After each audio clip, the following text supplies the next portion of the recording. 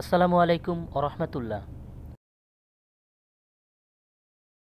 Simplex machine নিয়ে কথা বলার জন্য মেইনটেনেন্স অ্যান্ড ইউটিলিটি চ্যানেলের পক্ষ থেকে আপনাদের সাথে আছি আমি জাকির ওয়াহিদ। স্পিনিংয়ের পূর্বে এবং ড্রয়িংয়ের পরে যে মেশিনের সাহায্যে স্লাইবার সমূহকে আরও সূক্ষ্ম করে রোভিং আকারে নিয়ে আসা হয় সে মেশিনকে সিমপ্লেক্স মেশিন বলে। সিমপ্লেক্সের অন্য নাম হচ্ছে স্পিড ফ্রেম অথবা ফ্লাই ফ্রেম। রোভিং কি? সিমপ্লেক্স মেশিন থেকে উৎপাদিত সামান্য পাক বিশিষ্ট ক্রমাগত সমান্তরাল আঁশের সমাহার যা সুতায় রূপান্তর হতে প্রস্তুত থাকে তাকে রোভিং বলে। সিমপ্লেক্স মেশিন সাধারণত 4 ধরনের কাজ করে থাকে।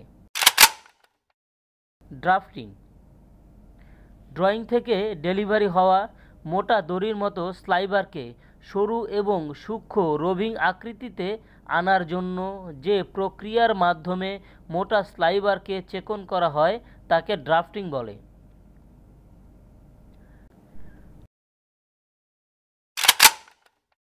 টুইস্টিং,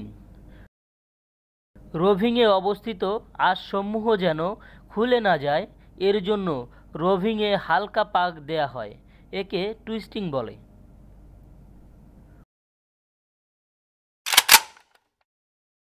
ওয়াইন্ডিং, ফ্রন্ট রোলার থেকে রোভিংয়ে সামান্য পাক দিয়ে একটি নির্দিষ্ট গতিতে ববিনে জড়ানোর প্রক্রিয়াকে ওয়াইন্ডিং বলে।